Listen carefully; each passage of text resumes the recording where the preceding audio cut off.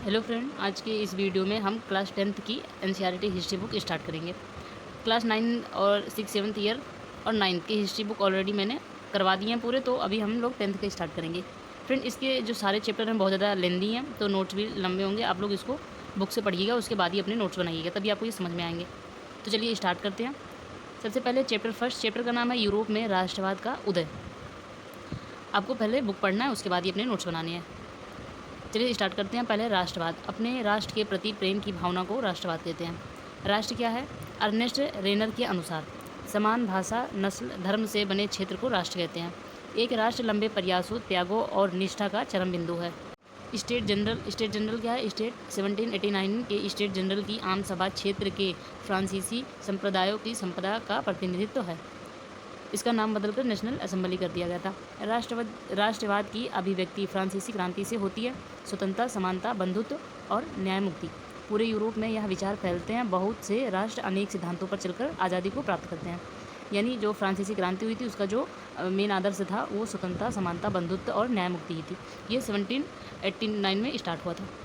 फिर है वियना कांग्रेस 1815 में। फ्रेंड, ये जो चैप्टर है ये वर्ल्ड हिस्ट्री है और मेन से इसमें क्वेश्चन पूछे जाते हैं, यानी मेंस में इससे क्वेश्चन पूछे जाते हैं। चलिए देखते हैं। यूरोपीय देशों के राजदूतों का एक सम्मेलन था जो सितंबर 18 से 14 जून। फिर 1815 को वियना यानी ऑस्ट्रिया का एक जगह है वियना में आयोजित हुआ था।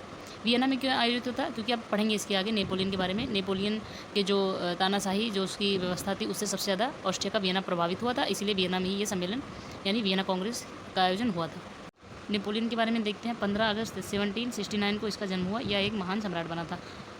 अपने व्यक्तित्व कार्य से पूरे यूरोप के इतिहास को प्रभावित किया।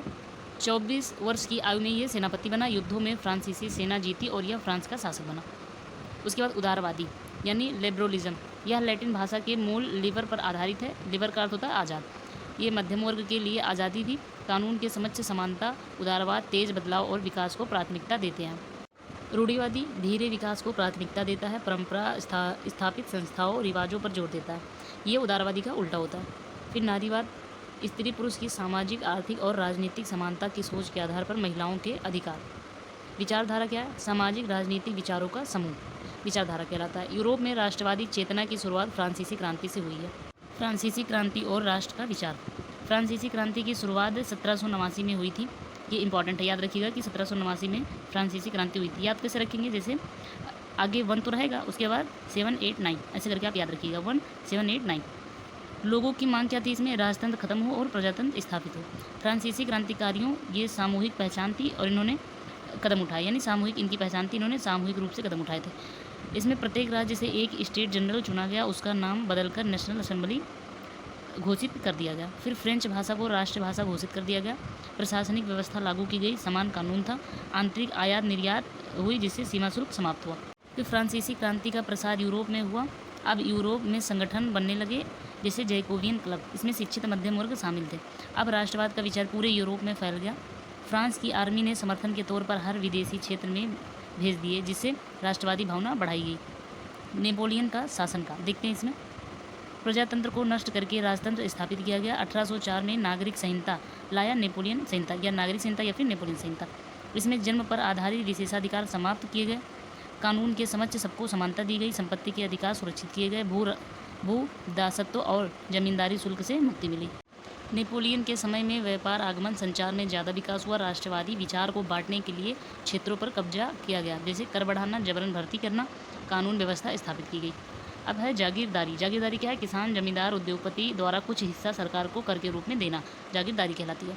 उसके बाद राष्ट्रवाद का निर्माण। राष्ट्रवाद और राष्ट्रवादी विचारधारा उभरा, जैसे यूरोपीय समाज की संरचना, उदारवादी राष्ट्रवाद, रूढ़िवादी और क्रांतिकारी। इसके पहले हम ये देखेंगे कि यूरोप में राष्ट्रवाद का निर्माण। किसी भी राष्ट्र के निर्माण के लिए एक सामूहिक पहचान, संस्कृति, परंपरा का समान होना जरूरी है। यूरोप में अलग अलग समाज था, लेकिन जैसे हैब्सबर्ग साम्राज्य में लोग जर्मन, अंग्रेजी, फ्रेंच, इटली आदि अलग अलग भाषा बोलते थे। यानी जो अलग अलग साम्राज्य था वो ये थे, जैसे इसीलिए राष्ट्रवाद का निर्माण हुआ। ये बहुत इंपॉर्टेंट है। तो राष्ट्रवाद का निर्माण जैसे यूरोपीय समाज की संरचना, उदारवादी राष्ट्रवाद, रूढ़िवादी और क्रांतिकारी। यूरोपीय समाज की संरचना। 19वीं सदी से पहले यूरोपीय समाज 2 वर्गों में विभाजित था। पहला उच्च वर्ग यानी कुलीन वर्ग, दूसरा निम्न वर्ग यानी कृषक वर्ग। जो कृषक वर्ग थे इन्हें कर देना पड़ता था और कुलीन वर्गों को नहीं देना पड़ता था। फिर उच्च वर्ग, ये कम जनसंख्या इनकी थी और निम्न वर्ग की जनसंख्या अधिक थी। ये जमींदार यानी ढेर सारे खेतों के मालिक थे और इनके पास सभी अधिकार थे। ये ज़मीनहीन थे और इन्हें अधिकार विहीन थे। ये 19वीं सदी के बाद एक नया वर्ग जुड़ा, जो नया मध्य वर्ग।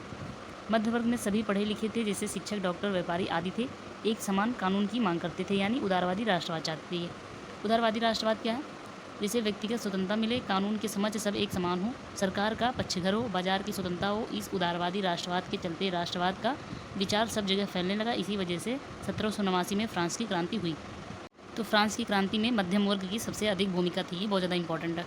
इससे एक राज्य के अंदर जो भी नियंत्रण चीज़ें और पूंजी था उसे ख़त्म कर दिया गया। अलग अलग राज्यों और सीमा शुल्क ख़त्म कर दिए गए। फिर एक संगठन बनाया, जॉल बेराइन। जितने भी शुल्क अवरोध थे समाप्त किए गए। मुद्राओं की संख्या 2 कर दी गई, इससे पहले 30 से ज़्यादा थी। नेपोलियन के समय पुरुष, जो धनी पुरुष थे वही वोट दे सकते थे।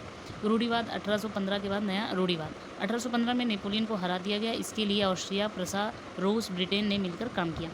वाटरलू की लड़ाई में नेपोलियन को हराया गया। ये ऑस्ट्रिया है, ऑस्ट्रेलिया नहीं। ये यूरोप का एक कंट्री है, ऑस्ट्रिया। यूरोपीय सरकार पारंपरिक संस्थाएं और परिवार बनाए रखना चाहती थी। इसके लिए नेपोलियन के समय जितने बदलाव हुए सबको ख़त्म किया गया और एक समझौता किया गया, वियना समझौता। वियना संधि के तहत 3 निर्णय लिए गए। पहला निर्णय, फ्रांस की सीमाओं पर कोई राज्य फ्रांस विस्तार ना कर सके। दूसरा, फ्रांसीसी क्रांति के दौरान हटाए गए बूर्बो वंश को लाया गया। तीसरा, राजतंत्र को जारी रखा गया। फिर क्रांतिकारी। यूरोपीय सरकार के इन सारे निर्णय के विरोध में क्रांतिकारी ने जन्म लिया, क्योंकि फ्रांस के लोग प्रजातंत्र चाहते थे लेकिन वहाँ राजतंत्र आ गया। क्रांतिकारी ने गुप्त समाज का निर्माण किया। इनका लक्ष्य क्या था? पहला, राष्ट्रवाद को बढ़ावा देना, वियना संधि का विरोध करना, स्वतंत्रता के लिए लड़ाई करना। जिउसेपी मैत्सिनी, ये कौन थे? इटालियन थे। 2 गुप्त संगठन की स्थापना की। पहला इटली यानी मार्सेई, दूसरा यंग यूरोप यानी बर्न। रूढ़िवादी जिउसेपी से डरते थे क्योंकि वह इटली का एकीकरण करना चाहते थे। क्रांतियों का युग 1830 से 1884। यूनान का स्वतंत्रता संग्राम शुरू हुआ। यूनान में स्वतंत्रता के लिए संघर्ष 1821 में हुआ। यूनानी लड़ाई में अनेक समूहों ने मदद की, जैसे पश्चिमी यूरोपीय कवि ने और कलाकारों ने। पूरे यूरोप में राष्ट्रवाद का विचार और मजबूत हो गया, यानी इस संघर्ष से जो यूरोप में पूरा राष्ट्रवाद और विचार इस और मजबूत हो गया। फिर यूरोप के बाद 1832 में कुस्तुनतुनिया की संधि हुई। अब यूनान को स्वतंत्र राष्ट्र घोषित किया गया और राष्ट्रवाद की भावना और तेज हो गई। रूमानीवाद, रूमानी कल्पना या राष्ट्रीय भावना फैली।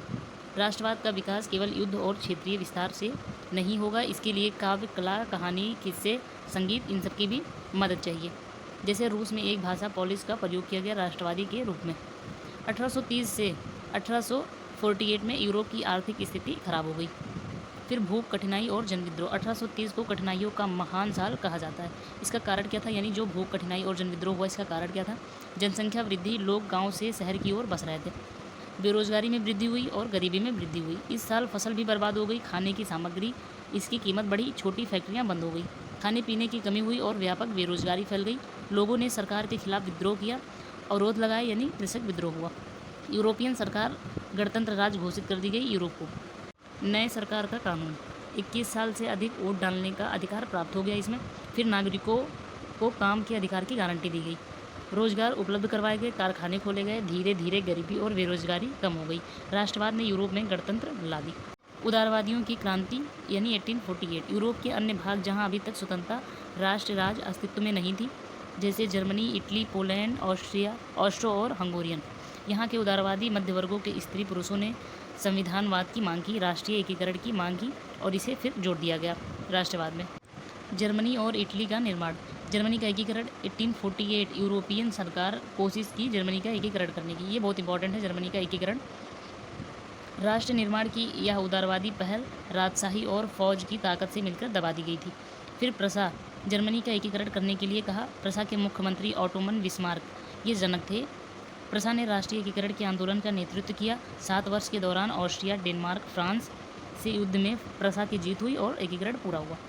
फिर जनवरी 1871 में वर्साय में एक समारोह में प्रसा के राजा विलियम प्रथम को जर्मनी का सम्राट घोषित किया गया। उसके बाद आता है इटली का एकीकरण। इटली में वंशानुगत राज्य था, बहुराष्ट्रीय हैब्सबर्ग साम्राज्य में बिखरा हुआ था। केवल सार्डिया, पिडमॉन्ट में इतावली राजघराने का शासन था। इटली एकीकरण में महत्वपूर्ण लोग जिउसेप मैत्सिनी, काबुर, जिउसेपे गैरिबाल्डी थे। अब मैत्सिनी के बारे में देखते हैं। ये रिपब्लिक पार्टी के प्रमुख थे, यंग इटली के संस्थापक भी थे।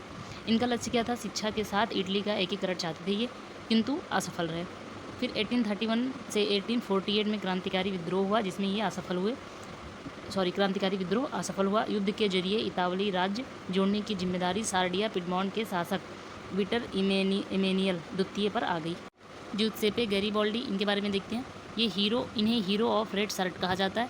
1807 में दक्षिण इटली 2 सिसिलियो राज्यों में प्रवेश कर गए। फिर स्थानीय किसानों का समर्थन पाने में यह सफल रहे और स्पेनिश शासक के युद्ध में बड़ा योगदान रहा। फिर काबूल, ये ना क्रांतिकारी थे और ना ही जनतंत्र में विश्वास रखते थे। इन्होंने एकीकरण प्रक्रिया में सहयोग किया, फ्रांस और ऑस्ट्रिया के बीच युद्ध में जीता। तीनों के कारण इटली का एकीकरण हुआ और विक्टर इमेनुअल द्वितीय इटली का शासक बना। फिर है ब्रिटेन यानी ब्रितानी का एकीकरण। ब्रिटेन साम्राज्य में अंग्रेज, वेल्स, स्कॉट, आयरिश ढेर सारा समाज था जिसे निर्जातीय कहते थे। फिर औद्योगिक क्रांति के बाद ब्रिटेन की आर्थिक शक्ति बढ़ी। इंग्लैंड और स्कॉटलैंड को जोड़ दिया गया और एक्ट ऑफ यूनियन द्वारा, यानी इंग्लैंड और स्कॉटलैंड को एक्ट ऑफ यूनियन द्वारा जोड़ दिया गया। फिर United kingdom of great Britain का गठन किया गया। कुछ साल बाद आयरलैंड को भी जोड़ा गया, तब ब्रिटेन एक नया राष्ट्र का निर्माण हुआ। इंग्लैंड और स्कॉटलैंड और आयरलैंड ये मिलाकर यूनाइटेड किंगडम बना। फिर राष्ट्र के निर्माण के बाद राष्ट्रगान लिखा गया, अंग्रेजी को मुख्य भाषा घोषित किया गया तथा ब्रिटेन का राष्ट्रध्वज बनाया गया। राष्ट्रीय की दृश्य कल्पना, रूपक, जब किसी अमूर्त विचार जैसे लालच, स्वतंत्रता, ईर्ष्या मुक्ति को किसी व्यक्ति या किसी चीज़ के जरिए इंगित किया जाता है तो शुरू या रूपक कहते हैं। 18वीं से 19वीं सदी में रूपक का प्रयोग राष्ट्रवादी भावना का विकास मजबूत बनाने में हुआ। स्वतंत्रता का प्रतीक लाल टोपी और टूटी जंजीर, इंसाफ का प्रतीक महिला, आंखों पर पट्टी और तराजू लिए। पिछले 9th क्लास में हमने इन प्रतीकों के बारे में पढ़ा था, अगर आपको याद होगा तो। राष्ट्रवाद और समाजवाद। 19वीं सदी तक राष्ट्रवाद भावना साम्राज्यवाद में बदलने लगा।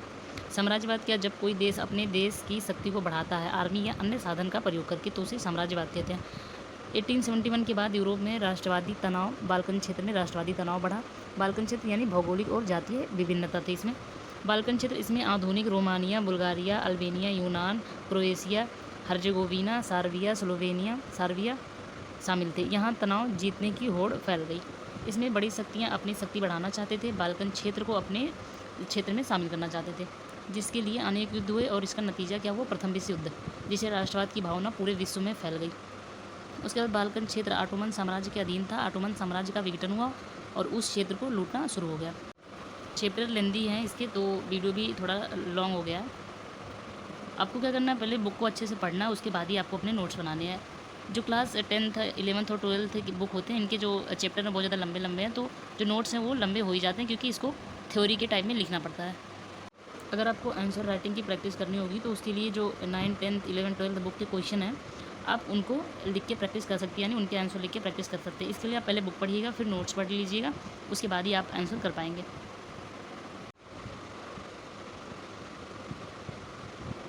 आपको वीडियो पॉज कर लेना है, उसके बाद ही अपने नोट्स बनाने हैं। अगर आपको मेरे नोट्स अच्छे लगते हैं तो आप वीडियो को लाइक करें, शेयर करें और चैनल को सब्सक्राइब करें। अगर आपको कोई भी नोट से रिलेटेड प्रॉब्लम होती है, आपको कोई भी क्वेश्चन है, तो आप कमेंट करके मुझसे पूछ सकते हैं।